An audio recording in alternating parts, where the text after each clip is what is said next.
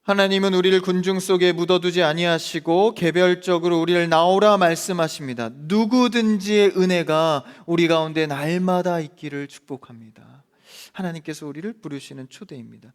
그런데 이 누구든지는 나만이 아니라 여러분의 가족과 친척과 부모와 자녀도 초대해야 하는 것이죠.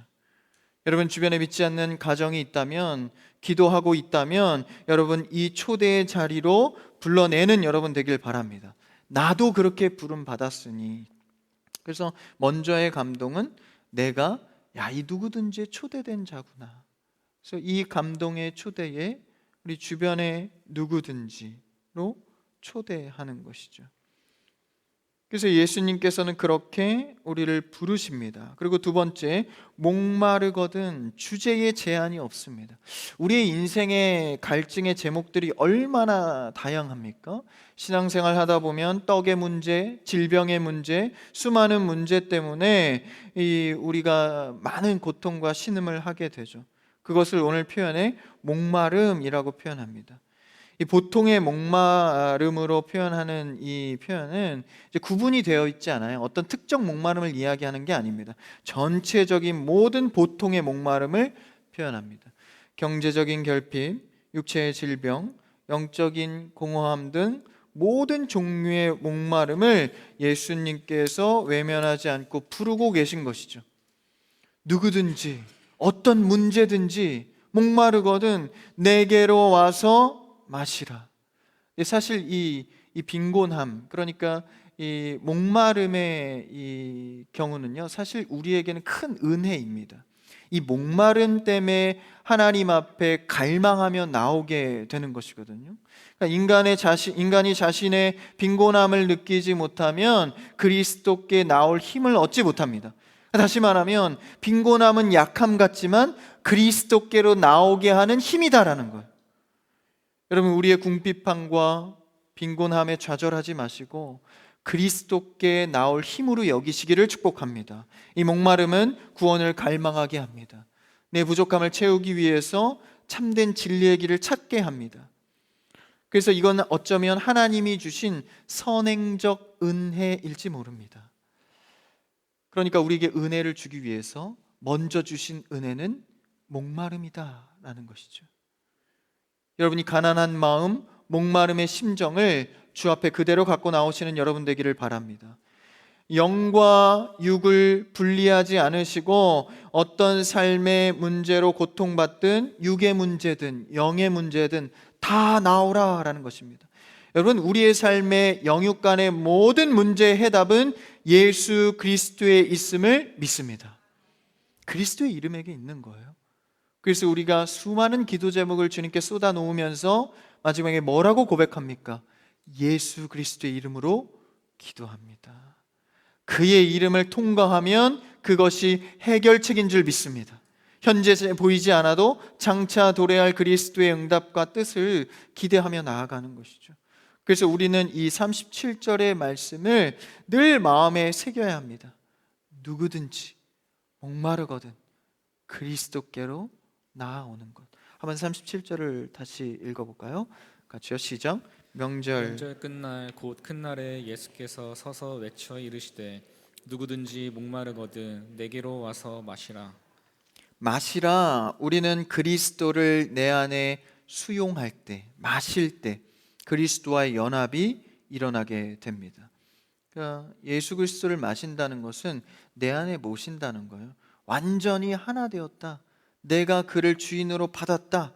그래서 그분의 의와 생명의 효력이 나에게 전가되었다. 여러분, 예수 그리스도를 날마다 마시는 여러분 되기를 축복합니다. 그의 능력이 내 안에 들어와 하나 되는 것이죠. 그러면 예수 그리스도를 마시면 어떻게 됩니까? 38절에 이어서 말씀하십니다. 읽어볼까요? 시작. 나를 믿는 자는 성경의 이름과 같이 그 배에서 생수의 강이 흘러나오리라 하시니. 예수 그리스도를 믿고 예수 그리스도를 마신 자, 그들은 어떻게 됩니까? 그의 배에서 생수의 강이 흘러나온다라는 것이죠. 이게 결과값입니다. 그러니까 예수 그리스도를 마시면, 우리가 무언가를 섭취하면 어디로 가죠? 배로 갑니다. 이 배로 갈 때는 소화되었다라고 표현을 하죠. 그래서 우리가 무엇을 먹든 밑으로 내려가서 소화되어서 체내에 흡수되게 됩니다. 그런 의미로 배에 들어가 흡수되었더니 생수의 강이 흘러나왔다라고 말하고 있죠. 여기서 배는 이제 예수님 믿는 우리의 배를 말합니다. 나의 배죠. 우리의 심령, 마음을 의미합니다. 우리의 속에 들어온 예수 그리스도가 어떻게 됩니까? 생수의 강이 되었다라고 말합니다. 그런데 이것을 이어서 39절에 이렇게 주의하고 있는데 한번 39절을 읽어볼까요? 시작. 이는 그를 믿는 자들이 받을 성령을 가리켜 말씀하신 것이라. 여기까지입니다. 성령을 가리켜 하신 말씀이다. 뭐가요? 내 배에서 나온 생수의 강을 성령이라고 해석해주고 있습니다. 그러니까 믿는 자들이 받을 성령을 가리켜 하신 말씀이죠.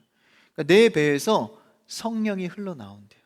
여러분, 예수 그리스도를 믿고 받아들이면 내 안에 성령이 흘러나오게 됩니다.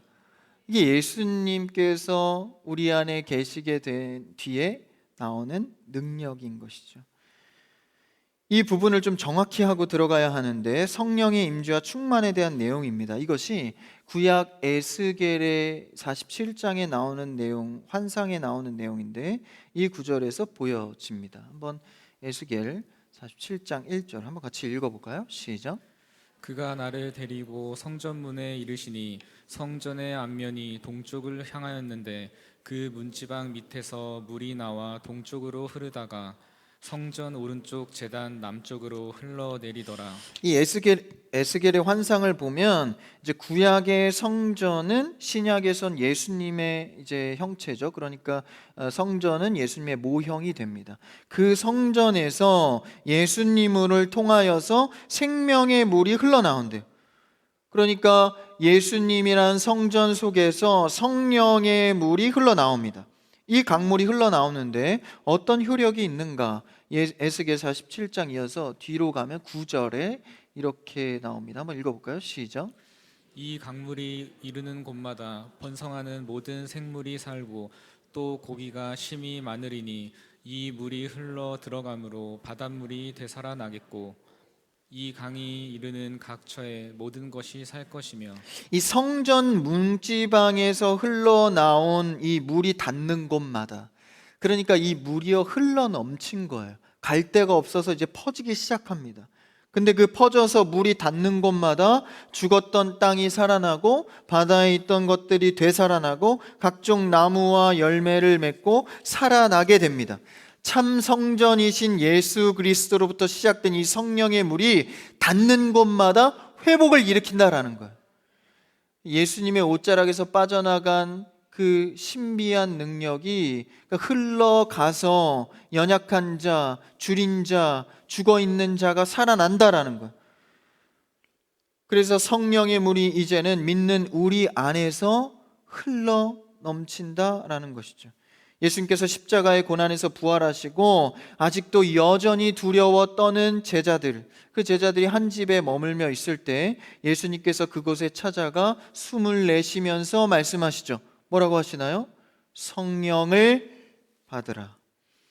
성경에서는요, 하나님께서 숨을 쉬었다라는 표현이 2번밖에 나오지 않습니다. 처음은 아담을 창조할 때 그 코에 생기를 불어 넣으시죠. 그래서 하나님께서 직접 그 성령을 불어 넣으신 겁니다. 루아흐, 그러니까 하나님께서 바람 불어 넣으신 바람이죠. 생기의 바람인데, 그것이 2번째 숨 쉬는 장면이 신약에서 예수님께서 숨을 내쉬며 부활한 이후에 제자들 앞에 나타나셔서 성령을 받으라. 그러니까 첫 번째 아담을 지을 때 불어넣었던 생기가 이제 타락으로 인해서 하나님과 멀어졌죠. 그 깨어졌던 생명이 다시 그리스도의 부활을 통해 말미암아 성령으로 받으라 라면서 2번째 아담 대신 예수님께서 새 생명을 허락해 주시는 것이죠. 그래서 둘째 아담이 되신 예수 그리스도가 이제 인간들에 대해서 재창조, 숨을 다시 불어 넣는 것입니다. 여러분, 성령을 통하여서 우리에게 살 수 있는 생명의 호흡이 공급된 줄 믿습니다. 그리스도의 은혜를 통하면 숨이 쉬어지는 거예요. 그래서 우리가 공기 나쁠 때 미세먼지 많고 이러면 참 숨쉬기가 힘들잖아요. 그래서 마스크 쓰고 있으면 참 힘들고. 근데 좀 이렇게 공기 좋고 마스크도 벗고 이런 좋은 데 가면 야, 좀 살만하다. 근데요, 여러분, 영적인 영원한 생명도 그렇다는 거예요. 성령의 은혜가 들어와야 살만한 겁니다. 영혼이 이 세상에 찌들어서 숨도 못 쉬고 있는, 생명을 받지 못하는 상태에서 예수 그리스도를 통과하여 성령이 들어오면 영이 숨쉬기 시작하는 거예요. 여러분, 영혼이 성령으로 숨쉬기 시작하면 닿는 곳마다 생명이 살아납니다. 영혼이 살아 숨쉬는 여러분 되기를 축복합니다. 그래서 우리는 예수님께로부터 나오는 이 생수, 즉 성령님, 이것이 공급되어져야 하는 것이죠. 그래서 마음속에 이 예수님이 계시면 성령이 내주하게 됩니다. 근데 우리가 눈치를 잘 못 챌 때가 있어요. 저는 신앙생활 하면서 제 모습을 보니까 저는 성령이 내주하지 않는 것 같아요. 여러분, 그것은 느낌일 뿐이지 주를 믿는 자들은 모두 다 그 안에 성령님이 내주하십니다. 근데 여기서 차이가 발생하는 것이 무엇이냐면 성령의 내주하심, 그러니까 거하심과 성령의 충만함은 좀 다른 영역입니다. 그러니까 성령이 내주해서 예수 그리스도를 믿긴 하는데 충만하지 않으면 흐르질 않는 거예요. 여러분들, 물도 이렇게 가득 차야 이제 흘러 넘치잖아요. 요 정도 있을 때, 이렇게 많이 마셨지? 요 정도 있을 때는요, 이게 그냥 물이 있다라고 표현합니다.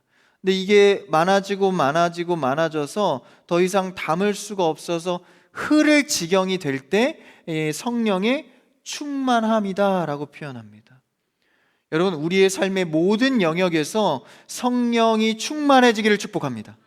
그러니까 충만하다는 건 사실 표현입니다. 양의 개념으로 표현했는데 사실 양의 개념은 아니에요. 충만하다는 것은 상태를 말합니다. 그러니까 어느 상황에서든지 내 상태가 성령의 지도를 받는 거예요.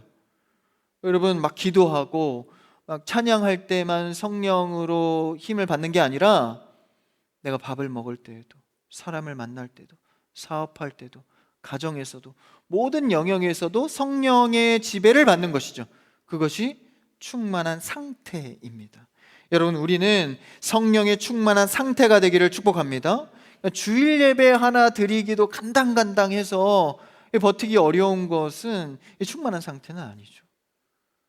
매일의 삶 속에서 성령의 지배를 받는 것, 그래서 이것은 양의 개념이 아니라 상태의 개념입니다. 성경에서는 이것을 술로 비유하기도 하죠. 술 취하지 말라, 이는 방탕한 것이니 성령의 충만함을 받으라.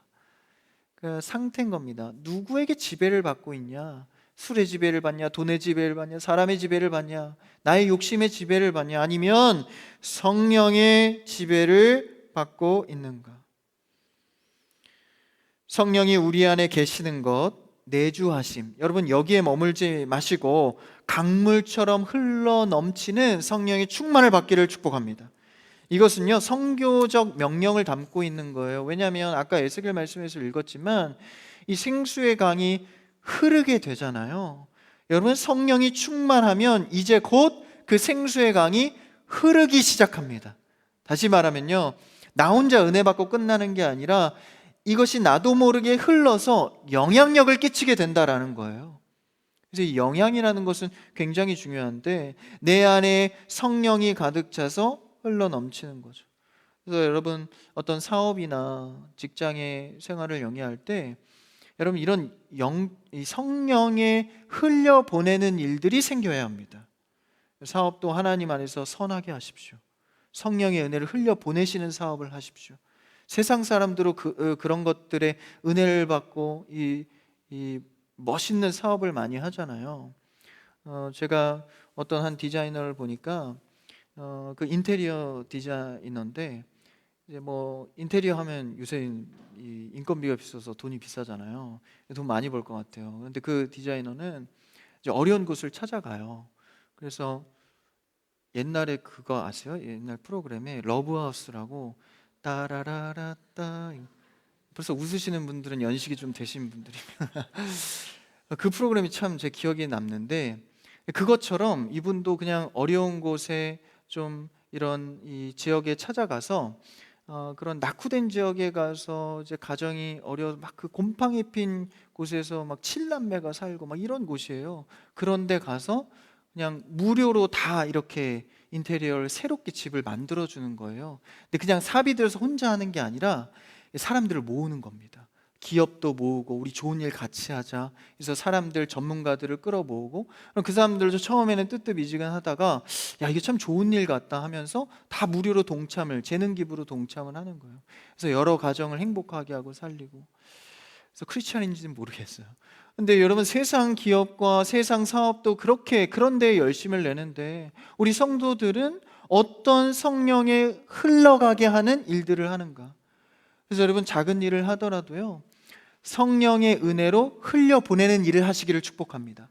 예수님은요 자꾸 낮은 곳으로 흐르셨어요. 제자들은 왜 자꾸 그런 데 가십니까? 사마리 땅에 왜 가십니까? 내가 그곳에 가야 하리라. 낮은 곳에 찾아가시잖아요. 자꾸 복음을 흘려보내십니다. 여러분 우리의 안에도요 이 성령의 생수의 강이 흘러넘쳐서 나도 모르게 흘려보내지는 생수의 강물이 있기를 축복합니다.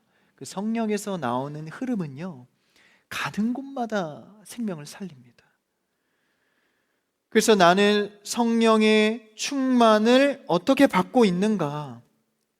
여러분 그래서요 먼저는 내가 충만해야 됩니다.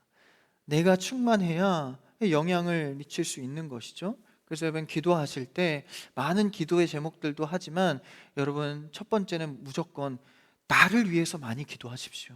내 주님, 내가 성령으로 붙들린 인생 되게 하여 주시옵소서. 내가 성령의 강물이 생수의 강물이 흘러 넘치는 은혜 받게 하여 주시옵소서. 그래서 내 영과 마음의 문제 상황을 놓고 기도할 때 내 안에서 흘러 넘칠 수 있도록 말이죠. 사랑 많이 받은 자들은 사랑이 흘러 넘치잖아요. 그래서 그런 사람들이 있어요. 이게 이유가 없이 이 사람만 나타나면 기분 좋은 사람이 있어요. 그래서 같이 있다가도 그 사람이 오면 그냥 그 공동체가 밝아져요. 여러분 그런 성령에 붙들린 자 되기를 축복합니다. 옆 사람과 한번 인사해 봅시다. 당신은 참 좋은 사람입니다. 이렇게 한 번 더 고백해 보세요. 당신 때문에 괜히 기분이 좋습니다. 그런 사람들이 있어요. 괜히 기분 좋은 사람들. 저는 어때요? 괜히 왔는데 기분 안 좋고 야 가자 쟤 왔다 이러면 안 되잖아요. 성령이 충만한 사람들은 어느 곳에 가든지 생명을 살리게 됩니다. 죽었던 곳이 살아나고. 그래서 여러분 목장 그룹 있죠? 또 수많은 팀들 있죠? 그곳에 여러분이 가면 살아나게 되는 역사 있기를 축복합니다. 그래서 우리 많은 팀들이 주의 성도들로 살아나게 되길 원하는 것이죠. 이 성령이요 충만하여지면은 그렇죠. 근데 이 성령의 충만을 어떻게 우리가 받을 수 있을까? 어떻게 충만하여질 수 있을까? 로마서 8장 26절에서 이렇게 알려주고 있는데요. 한번 읽어볼까요? 로마서 8장 26절 같이요. 시작.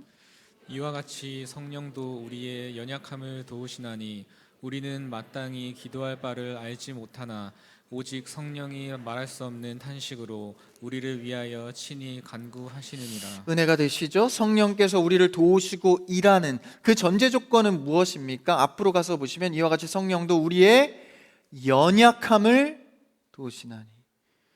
성령께서 우리 가운데 충만하게 일하시는 경우는요 우리의 연약함을 보고 도우신다라는 거예요. 그러니까 여러분 우리는 신앙생활 할 때요 자신이 강하다고 착각하시면 안 됩니다. 여러분 우리는 주 앞에 연약한 자입니다. 그래서 하나님 앞에 끊임없이 실토해야 됩니다. 주님 저는 연약합니다. 오늘도 저는 이렇게 부족합니다. 이 고백을 자꾸 주 앞에 드려야 돼요. 주님 오늘 이 문제에 넘어졌습니다. 주님 저 연약합니다.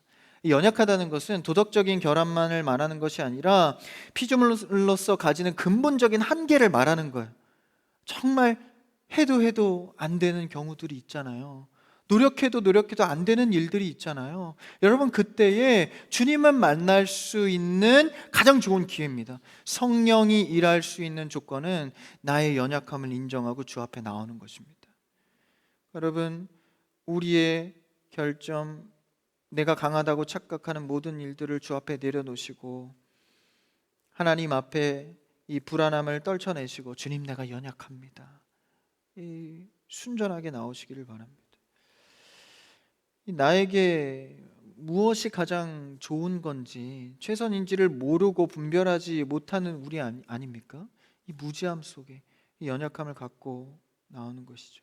그래서 로마서 8장의 말씀에서는 성령님은 바로 이 연약한 자를 도우러 오신다라는 거예요. 내가 스스로 모든 문제를 해결할 수가 없습니다. 믿는 자들에게는 성령의 도우심이 있습니다. 자신의 한계를 인정하고 빈손으로 주님 앞에 나오십시오.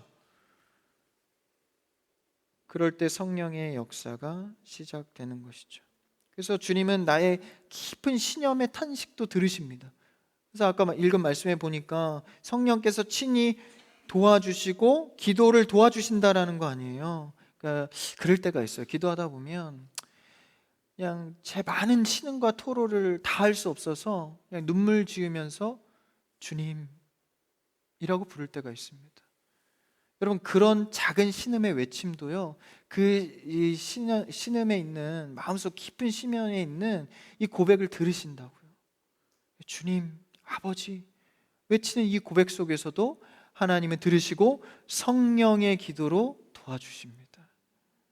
우리가 무엇을 말할지 알지 못할 때 말 수 없는 탄식으로 주님께서 도우신다라는 것이죠. 여러분 이런 성령의 도우심과 충만케 하심이 우리 가운데 가득하기를 원합니다. 그래서 우리의 배에서 생수와 같이 흘러넘치는 성령이 있기를 원합니다. 성령의 역사 가운데 이 사람들의 반응은 어땠나요? 오늘 본문에 읽지 않았지만 그 바로 뒷절인데 한번 40절을 읽어볼까요? 40절 같이요, 시작. 이를 들은 무리 중에서 어떤 사람은 이 사람이 참으로 그 선지자라 하며. 이 말씀을 들을 때 세상은 어떤 반응이 나옵니까? 41절 읽어볼까요? 어떤 사람은 그리스도라 하며 어떤 이들은 그리스도가 어찌 갈릴리에서 나오겠느냐. 그리스도의 말씀을 제대로 듣지 못하고 믿지 못합니다. 그 다음에 42, 43절 한번 읽어볼까요? 시작. 성경에 이르기를 그리스도는 다윗의 씨로 또 다윗이 살던 마을 베들레헴에서 나오리라 하지 아니하였느냐 하며 예수로 말미암아 무리 중에서 쟁론이 되니. 이게 예수님의 이 말씀을 알아듣지 못하고 오히려 쟁론이 됩니다. 갈등합니다. 예수님을 선지자나 그리스도로 보지만 어떤 이들은 이 지역적 편견으로 나사렛이 이제 굉장히 낙후된 지역인데 출신이죠. 거기서 무슨 메시아가 나겠느냐 그래서 거부를 하죠. 이런 갈등 속에서 이제 예수님을 제대로 보지 못하는 것이죠. 여러분 오늘 말씀에서 예수님을 마신다 했습니다. 예수님을 받는다는 것은 인격적으로 만나는 것을 의미합니다. 우리가 성경을 지식적으로 많이 깨달았지만 암송하고 다독도 했지만 예수님을 인격적으로 만나지 않는다면 의미가 없습니다. 여러분 예수님을 인격적으로 만나시고 마시는 여러분 되기를 축복합니다. 그래서 우리 자녀들도요 예수님을 마셔야 돼요. 인격적으로 만나야 됩니다. 그거 하나 위해서 열심으로 기도하십시오. 당시에는 그리스도가 바로 눈앞에 있는데도 알아보지 못하고 평가와 판단만 할 뿐 그를 마시지 못했습니다. 여러분 지식을 넘어 그리스도를 만나야 합니다. 당시 종교 지도자들은 메시아가 베들레헴에서 난다는 성경 지식도 다 알고 있었지만 그렇게 나시고 사역하신 예수님이 눈앞에 있었는데도 보지 못했습니다. 그래서 우리는 이 예수님을 그러니까 죽은 지식으로 만나는 것이 아니라 가슴속 깊이 주님을 마시며 인격적으로 만나야 합니다. 그럴 때 나도 모르는 성령의 생수의 강이 흘러 넘친다라는 것이죠. 우리가 이런 복을 받은 자들입니다. 이 은혜를 누리게 되는 자들입니다. 여러분 성령께 사로잡힌 인생이 되기를 축복합니다. 그래서 우리는 기도해야 됩니다. 성령님 나를 완전히 둘러덮어 통치하여 주옵소서. 이게 성령의 충만입니다. 그리고 또 기도해야 됩니다. 주님, 나를 생명의 통로로 삼아 주셔서 내 안에서 성령이 흐르게 하여 주시옵소서. 이 흘러서 닿는 곳마다 자녀가 살아나고 가정이 살아나고 내가 걷는 모든 길가에 생명이 살아나게 될 줄 믿습니다. 그래서 걸어가는 곳, 닿는 곳마다 썩어져가는 냄새가 사라지고 죽었던 영혼들이 살아나는 성령의 역사가 있게 될 줄 믿습니다. 여러분, 우리는 성령의 능력의 무지를 깨고 세상을 살리는 생수의 통로가 되어서 진정한 성령의 은혜를 받으시고 쓰임 받는 여러분 되기를 주님의 이름으로 축원합니다.